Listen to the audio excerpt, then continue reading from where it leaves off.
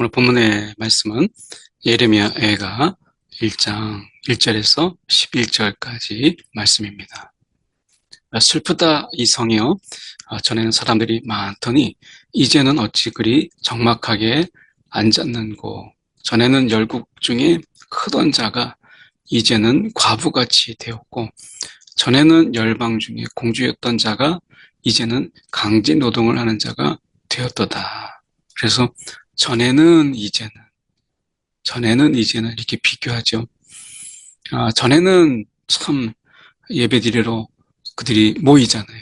많은 사람들이 어떻게 보면 이 성에 모여요. 어떻게 보면 우리가 6월절, 오순절, 그리고 장막절 이런 날들이 되면, 절기가 되면 그들이 다 모여서 하나님 앞에 제사했으니까 그렇게 많던 사람들.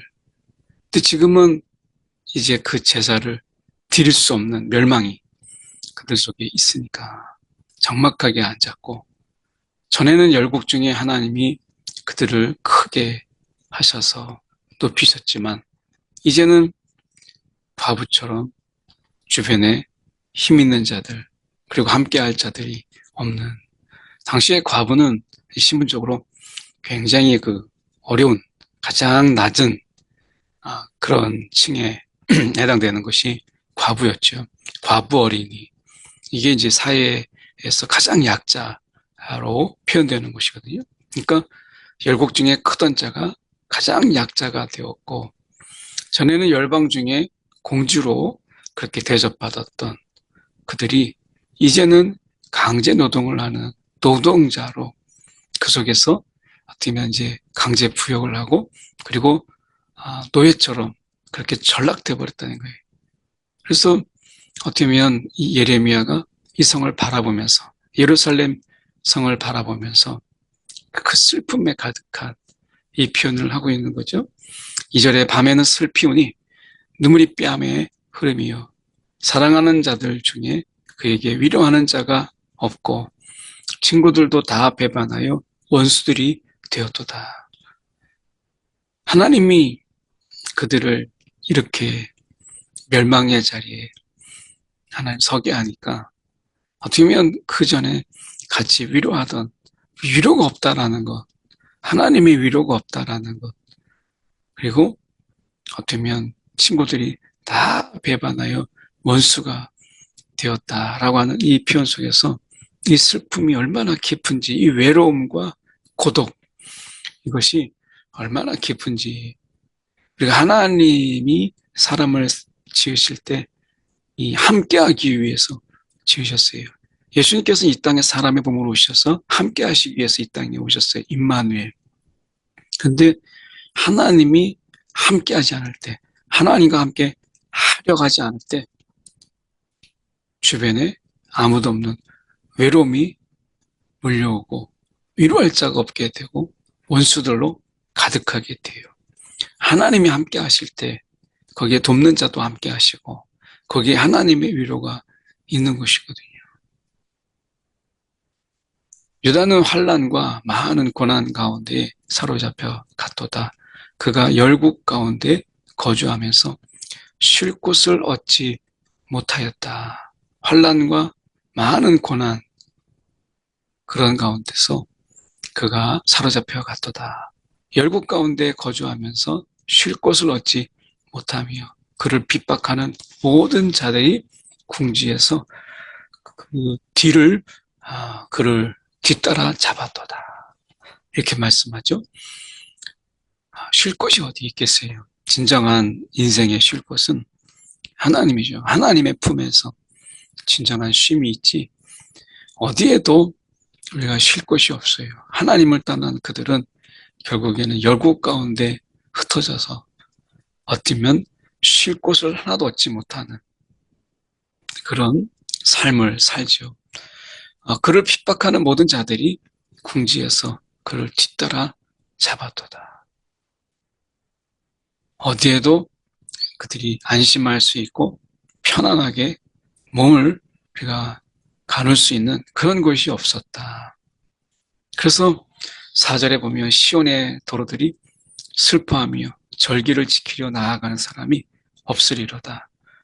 없음이로다. 모든 성문들이 적막하며 제사장들이 단식하며 처녀들이 근심하며 시온도 곤고를 받았도다. 이 말들이 벌써 우리를 이렇게 암울하게 만들잖아요. 슬픔과 그리고 절기를 지키는 사람이 없고 단식과 근심과 곤고 이런 말들이 듣기만 해도 참 우리를 지치게 만들고 힘들게 만드는 단어들 아니에요? 시온이 이렇게 변했어요. 그전에는 영광과 기쁨과 그리고 그들 속에서 뭐 한오의 소리, 하나님이 그런 절기들을 허락하셔서 그때마다 기쁨으로 수확의 기쁨, 또 하나님 앞에 그 생명을 지켜주신 그 기쁨, 이런 많은 기쁨들이 그 속에서 웃음과 기쁨과 생명이 막 있었던 이런 것인데 거기에 지금 탄식과 근심과 공고로 가득한 슬픔만 있는 이런 곳으로 바뀌었어요. 인생도 마찬가지예요. 우리가 하나님 없는 그런 삶 속에서의 풍성함과 행복을 우리가 찾고 더 많은 소유를 갖고자 하는 욕망을 채우려 하지만 그게 잠깐 되는 것 같아도 하나님을 떠난 그 속에서는 공허와 허무와 이런 공고함이 가득하죠. 결국 하나님이 우리의 눈물을 닦아주실 때 슬픔이 사라지는 것이고 하나님이 우리 가운데 위로할 때 진정한 그 속에서의 이 위로가 받는 것이지 하나님 위로가 없는 위로, 하나님이 눈물을 닦아주지 않는 슬픔, 그것이 어떻게 사라질 수 있겠어요? 그의 대적들이 머리가 되고 그의 원수들이 형통함은 그의 죄가 많음으로 여호와께서 그를 곤고하게 하셨습니다. 어린 자녀들이 대적에게 사로잡혔도다. 이 원수들이 형통하는 것은 죄가 많기 때문에 그의 죄가 많음으로 인해서 그 죄로 인해서 그들이 형통함을 맛보는 거예요. 바벨론이 그렇잖아요. 바벨론이 아수르도 그랬지만 이거 보면 유다의 그 죄악이 많음으로 인해서 하나님이 바벨론을 치게 하셨고 그들이 수고하지 않는 것을 걷게 하셨고 또 그들이 짓지 않는 이런 것들을 얻게 하셨잖아요. 그러니까 이게 어떻게 보면 원수의 입장에서 본다면 형통이죠. 많은 노예들과 노동력을 착취하고 그리고 어떻게 보면 많은 것을 얻게 되었어요. 그들이 소유하고 싶은 것 더 많이 소유하게 되었고 더 많은 이런 값싼 노동력을 얻음으로 인해서 그들이 편하게 되었어요. 여호와께서 그를 곤고하게 하셨습니다. 어린 자녀들이 대적에게 사로잡혔도다. 어린 자녀들이 그 어린 자녀들이 사로잡혀갔어요. 이 자녀를 잃은 슬픔 이게 얼마나 크겠어요. 6절에 보면 딸 시온의 모든 영광이 떠나가며 그의 지도자들은 꼴을 찾지 못한 사슴들처럼 뒤쫓는 자 앞에서 힘없이 달아나도다. 그렇게 지도자리라고 하면서 어떤 고위직에서 호요식했던 그들 하나님의 편이 아닌 자신들의 이익과 편익을 위해서 왕을 꼬드겼던 그들 그 지도자들은 꼴을 찾지 못한 채 다 도망갔고 일부는 죽었잖아요. 다. 하나님이 어떻게 보면 그들을 가만두지 않으셨거든요. 딸 시온의 모든 영광이 떠나갔다. 딸 시온, 시온의 딸의 모든 영광이 떠나갔다. 이 시온의 영광이 사라져버렸어요. 오늘 하나님 우리 가운데 하나님 없는 삶, 하나님을 버리고 하나님을 외면하고 하나님을 무시하는 그런 삶 속에서 찾아오는 이러한 이 허무 그리고 그 속에서 영광이 아니라 수치와 부끄러움은 뭐 이루 말할 수가 없는 거죠. 하나님이 제사장 나라 삼았을 때 그 영광 오늘 하나님이 우리가 부르시고 그 부름받은 자의 삶 사명을 우리 가운데 주시고 또한 우리 가운데 할 일을 맡기신 그 하나님 우리 가운데 영광을 더하여 주시는데 예수님을 보십시오. 십자가에 그 죽으시고 부활하셨을 때 그분에게 영광을 더하여 주시잖아요. 오늘 이 처참하게 비참하게 조롱받으면서 죽으셨던 예수님, 나중에 그 부활의 영광, 첫 열매 되게 하시고 부활 후에 한없는 영광으로 채우시는 하나님을 우리가 볼 때 결국 우리의 일 속에서 우리 스스로 영광을 만들려고 하지만 다가오는 것은 결국엔 수치뿐이다 라고 하는 것을 생각하면서 우리가 하나님의 영광, 또 세상에 주는 영광도 많죠. 그런데 우리가 바라는 것은 하나님의 영광, 우리가 아니라 그분이 영광을 받으심으로 인하여서 우리에게 주시는 기쁨, 그리고 나중에 그 영광의 그 참여함, 이거죠. 세상의 영광은 있다가 잠시 사라지고 때로는 그 영광이 손가락질이 되기도 하지만 우리가 하나님의 영광에 참여한 그 영광은 영원한 것이에요. 예루살렘이 환란과 유리하는 고통을 당하는 날에 옛날의 모든 즐거움을 기억하였으며 그의 백성이 대적의 손에 넘어졌으나 그를 돕는 자가 없었고 대적들은 그의 멸망을 비우노도다. 하나님이 그를 치시는데 어떻게 돕는 자가 있겠어요? 그렇죠? 그 자체가 미련한 거죠. 예루살렘이 크게 범죄함으로 조속거리가 되었으니 그의 영광을 돌리던 모든 사람이 그의 벗었음을 보고 업신여기며 그는 탄식하며 물러가는도다. 그에게 영광을 돌렸던 그들이 이제 찢기고 그리고 상처 입고 그리고 그가 걸쳤던 모든 것들을 다 벗기심으로 인해서 세상 속에서 수치와 업신여김, 조롱을 당하는 거예요.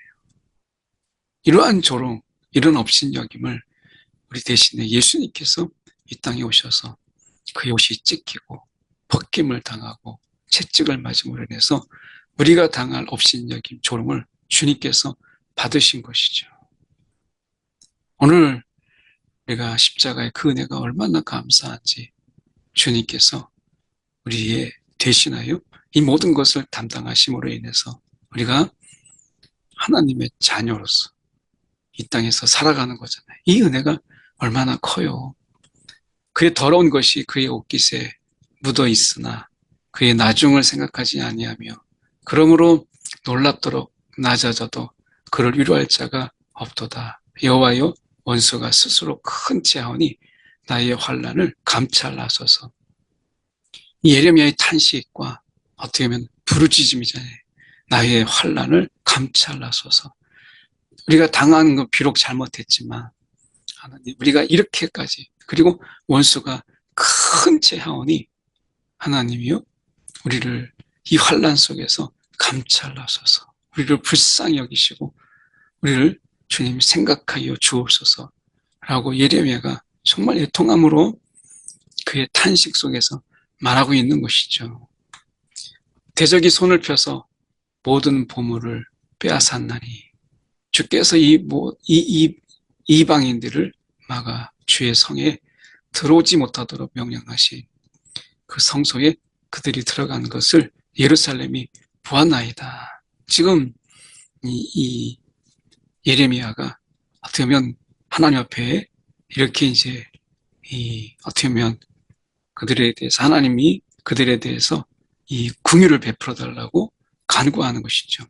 어떻게 보면 예레미야는 이 하나님이 명령하신 선을 그들이 넘었고 그 이상을 했기 때문에 하나님 이것을 기억하여 주옵소서. 명령하신 그 성소에 그들이 들어간 것, 들어가지 말라고 했는데 그 속에 들어간 것을 우리가 보았나이다. 하나님이여 우리를 불쌍히 여겨 주옵소서. 그들이 선을 넘었습니다. 이렇게 얘기하고 있는 거죠. 11절에 그 모든 백성이 생명을 이으려고 보물로 먹을 것을 바꾸었더니 지금도 탄식하며 양식을 구하나이다. 나는 비쳐나오니 여호와여 나를 돌보시옵소서. 하나님의 긍휼을 간구하는 거예요. 오늘 우리가 선을 넘지 말아야 돼요. 하나님이 정하신 그 신앙의 선을 넘지 아니하고 우리가 좌로나 우로나 치우치지 아니하고 우리가 하나님을 바라보며 살아가는 것 참 중요한 거예요. 쉽지 않죠? 때로는 선을 넘고 싶은 유혹도 있고, 또 때로는 우리가 일탈의 기쁨도 있잖아요. 그런데 우리가 하나님 앞에서 죄는 무서운 거예요. 죄는 정말 무서운 거예요. 선을 넘는 건 정말 무서운 거예요. 잠깐의 기쁨, 그것으로 인해서 영원한 기쁨을 잃을 수도 있는 거예요. 오늘 우리가 정말 긴장하며 깨어서 오늘도 선을 넘지 않도록 저러나 그러나 치우치지 아니하도록 우리가 이런 비천한 자리에 서지 않도록 하나님의 손을 붙잡고 우리가 그 손을 의지하여 살아가는 그런 우리의 삶이 되어야 될 것입니다. 기도하겠습니다. 사랑이 많으신 하나님 아버지, 참으로 기도합니다. 세상 속에서 기쁨과 또 행복을 나름대로 찾겠다고 하나님이 아닌 다른 곳에 배회하며 찾았던 유다, 결국에는 모든 것을 잃어버리고 비참한 처지에 놓이게 된 영광, 그리고 박수가 다 사라져버린 수치와 조롱을 봅니다. 오늘 우리가 하나님, 그 하나님이 이끄시는 대로 우리가 따라가게 하시고, 때론 순간순간 미혹과 유혹 속에 일탈의 죄에 우리가 하나님의 선을 벗어나 죄의 구렁텅이에 빠지고 싶은 이런 유혹 속에서 우리를 건져 주시옵소서.